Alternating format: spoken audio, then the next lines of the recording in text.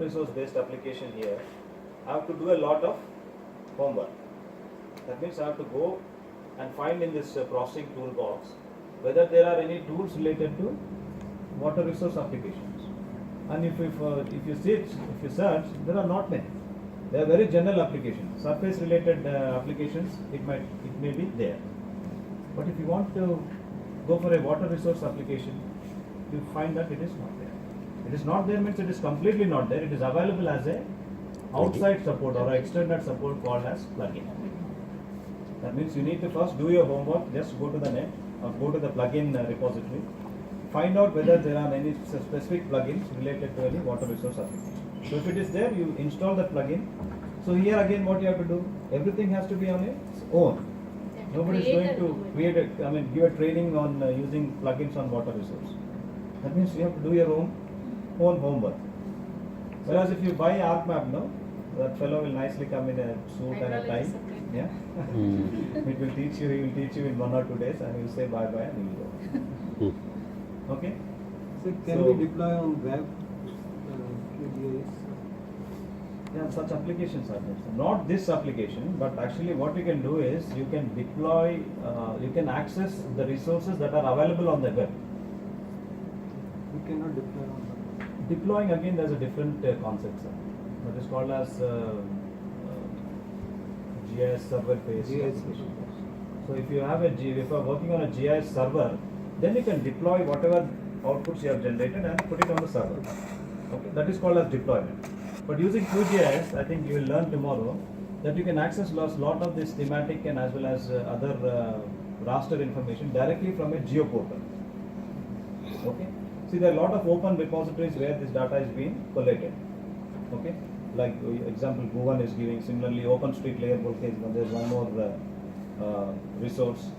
So, lot of open resources are available on the web that you can access using simple concept like WMS, WFS. I think you will get to learn this concept tomorrow. So, see, actually, I'm working on this area. Let us imagine, right? And I want to know what is the land cover of this area, right? So, if I want to go for a land cover from the satellite image, I will not be able to make out. So, if I want to access any land cover information, I'll access the thematic information using this WMS service. Okay, so you see here.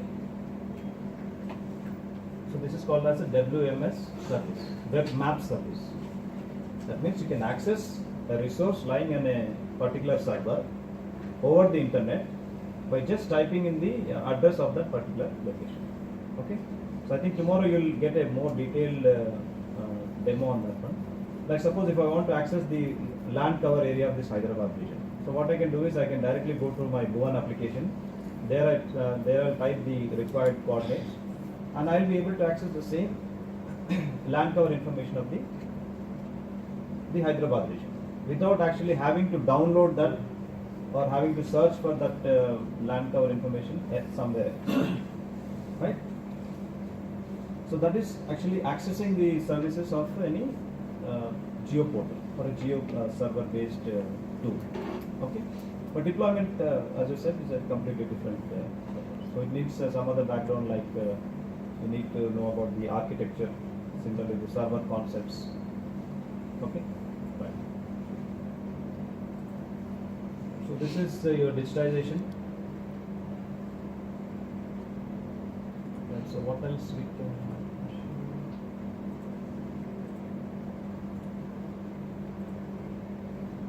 Yeah, anyway, the GIS analysis you will get to learn in the afternoon, but maybe convert this to file database to geo database. So actually, yeah. See, what geodatabase is a totally different concept, sir. See, we are accessing the vector as layers. Okay, whereas a geodatabase is basically it's a folder type of concept. So what you do in a Windows, what you do on a computer, if you want to store files related to a particular, so you've taken the photographs of your birthday or a party. So what you do is you put all those photographs in a single folder. So that is a geodatabase concept. That means all spatial data, it's a collection of spatial data related to a particular application or a thematic application. Okay.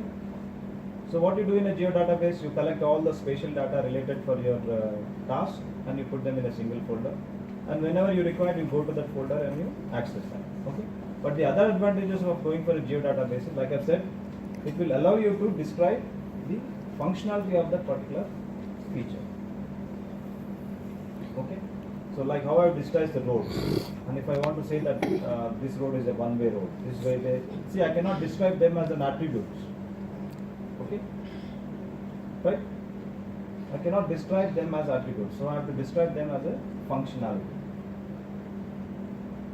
Okay, so that is a concept of geodatabase. You just imagine geodatabase as a collection of your spatial data with some extra features that bring in the functionality or the behavioral aspect of any feature, target or phenomenon. Okay, right. So similarly, if I go for the analysis part, anyway we are not doing analysis, but generally what is done in analysis, I'll try to show you here. Okay, right. Like suppose if you have gone for a field data and you want to bring that field information as a layer. So how do we do that?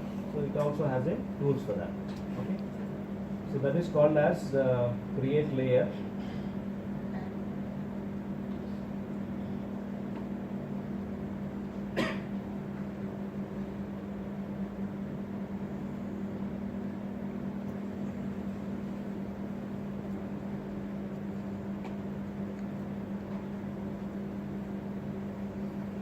Yeah, add layer as a delimited text layer. Okay, so before that, let us say that you have done a GPS survey of your area or of your basin. Okay, so using the GPS you have recorded some coordinates along with some attributes. Now how do I bring that data as a layer? Right, so you can input that layer as a delimited text file. Okay, so let us assume that you have done a survey and all that information is organized in a tabular format. So that tabular format you can access it.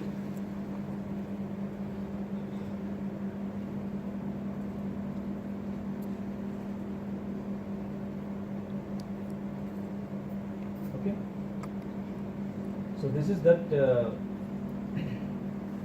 file. That means I have done a survey and collected the information as an Excel file. Okay, so you select that.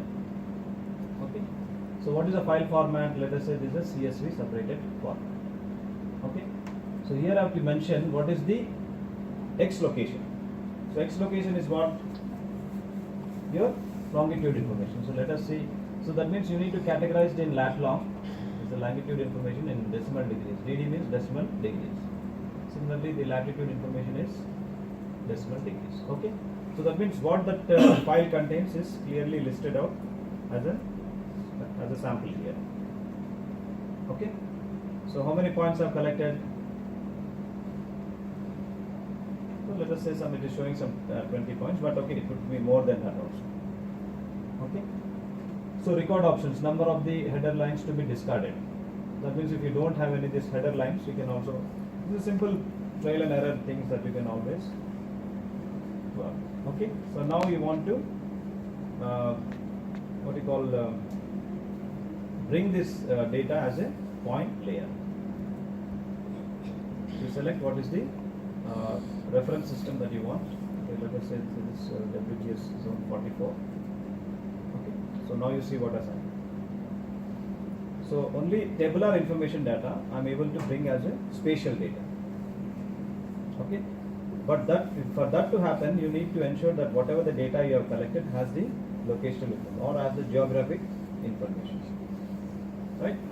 So now we can work it as a normal spatial data. So you go to the attributes here, right? So all that information is now readily available as a tabular information. So you do the querying, you do the selection of the features. All the stuff can be carried out on this particular time, right? So very simple, very intuitive. If you spend some time or maybe a significant amount of time, you yourself can get a lot of familiarization with whatever you are carrying. Okay, right. So this is one more.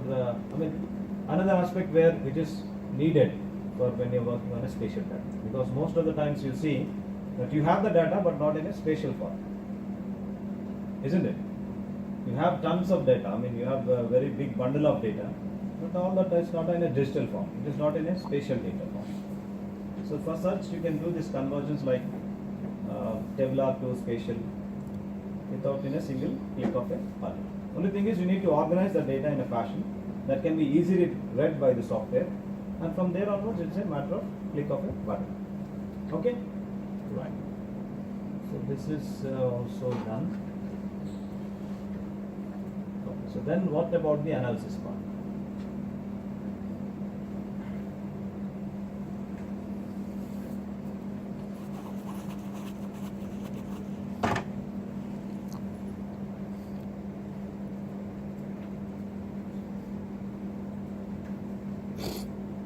Similarly, as I've shown you, NDVI we calculated, so that also is possible here.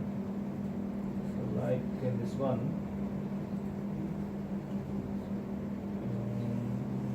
yeah.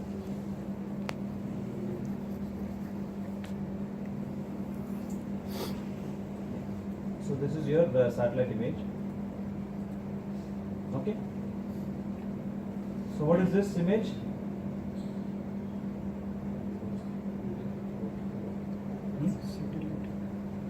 Satellite image, all right, but what do you call this image? Multispectral. Multispectral image, but other than multispectral image? Yeah, it is called as a color composite. It's a color composite. Why it is called as a color composite? Because you see it is showing all unnatural colors. False color. Okay, so to again put this back into your natural colors, you go to the properties. Okay, so here in style, you do that reallocation of the bands. Right? Okay, so here you say band 1 as 4, 3, 2 and 1 you say.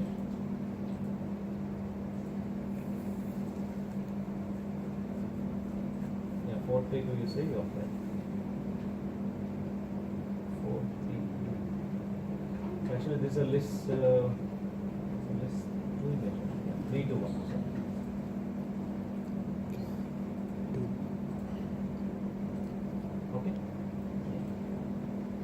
The band 4 is in fact is a sphere band. It's not an NIR band. Okay, right. So you see the image is not. I mean, clarity wise, it is not. Okay. So here you see they have given very simple tools.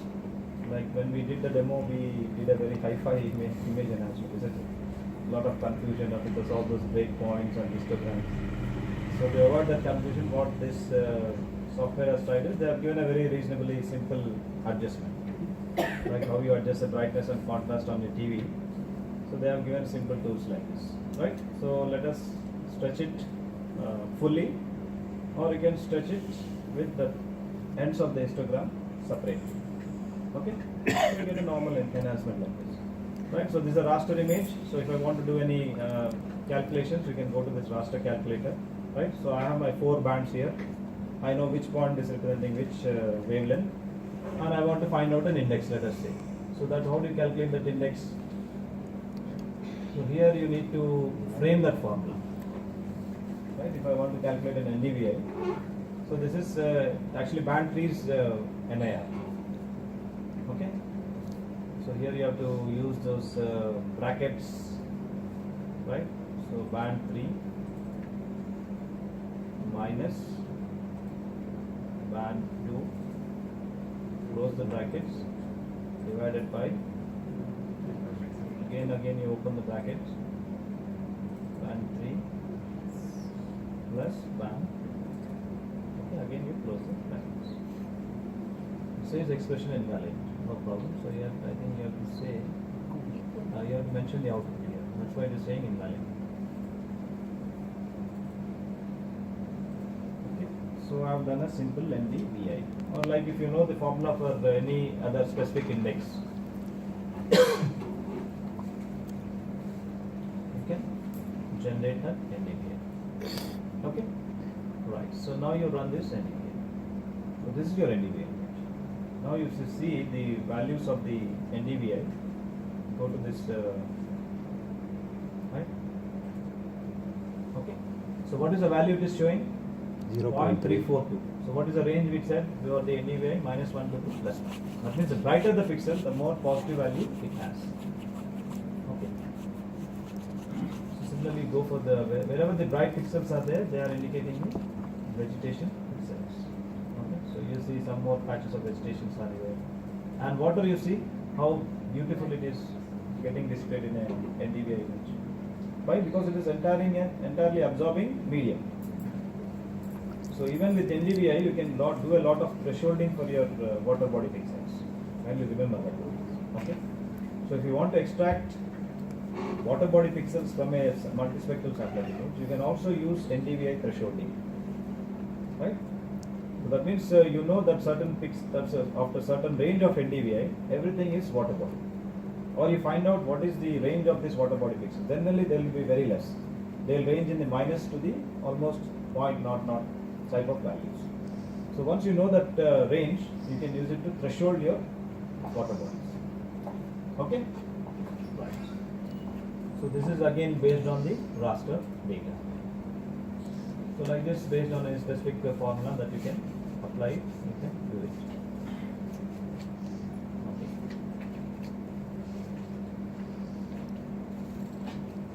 Yeah. So then if I'm working entirely on a vector data like see, this is my polygon data, this is my road data, and this is my again one more polygon data. So you'll get a shape files like this only. So what you do is you open the attribute table, see what are the features, what are its properties or attributes. Okay. Similarly, open the properties for another layer, see what is the properties. Sorry, what are the attributes. Okay. So now if I want to make an analysis, so this is what is called as the the overlaying operations. Okay. We call it as spatial overlaying or vector overlay. Okay. So here what you can do is corresponding with respect to a single feature, we can extract the other features. Right? Like suppose if I want to extract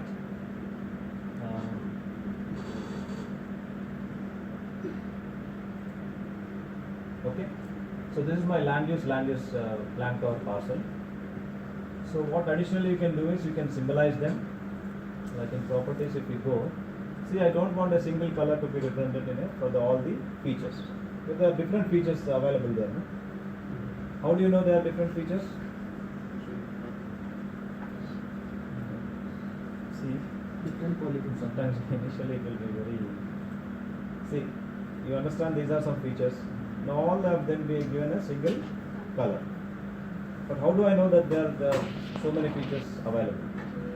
By clicking each one is in a different polygon. Okay, one thing is you can click, but if I have thousands of polygons, huh? No, that is what I'm saying. Shapes are different, but see, the representation is only with a single color. So for a normal layman looking at this image, he says this is only a single feature, right? See that information will get it from the Symbology. attributes. You don't have to go that far. You just go to the attributes. Okay? Or like Sergeant, you click one by one feature, try to understand what it contains. But you simply go to the attributes, you know it has so many records or so many features. See, and what is that description? It is agriculture land, built up land. So in various categories they have been put. Okay. So if you want to bring this category into the representation or my color, how do I do it? I simply change its symbology. Okay. So here what I do is I'll select that particular layer, go to the properties. So here I don't want a, but before that you need to select this style. Single symbology, yeah. So here you have to say what is the type of symbology you want to attach. So here let us say we are categorizing the data based on their attributes. So that means you have to select a categorization. Okay, and categorization is applied for a attribute information. Any what we call this alphanumerical information. Okay, so if you have numerical data, then you have to go to the graduated or maybe another rule based. Okay. So what is the rendition of colors? Let us say I will select my own choice of color. So put it this multi-spectral. Yeah, spectral will put it. Okay. So now you say how many classes you want to classify. So for that you need to mention the column on which it needs to be applied. So if you say categorize, it will be as I've said, it is only on alphabets, alphanumerical. I want to apply it on the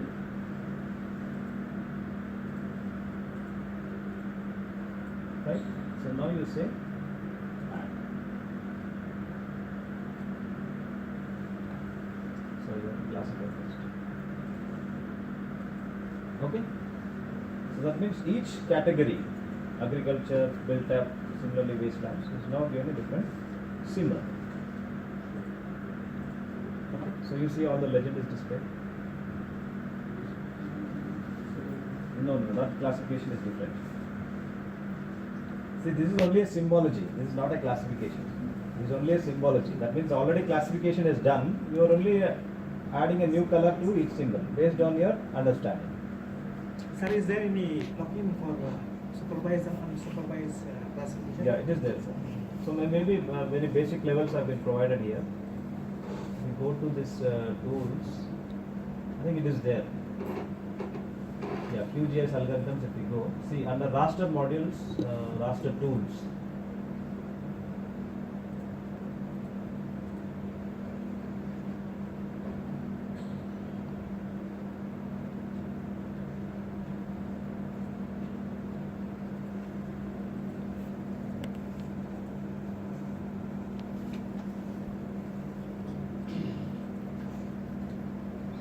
Okay, otherwise GDAL you have got. Geoprocessing, if we go, analysis, you can see your slope, roughness, so everything is given here, but the classification is also there. This is also possible as Saga. Maybe possible Saga. This Saga. See, because this entire software is developed on a open source concept, you see that a lot of open source tools have been used in Saga below Saga is also. yeah, Saga is also Saga, GDAL. See, even Saga also use GDAL. See, GDAL is basically that raster library for the open source software tools. Okay, so it is called as Geospatial Data Abstraction Library. It's basically a raster library. How we have a C library.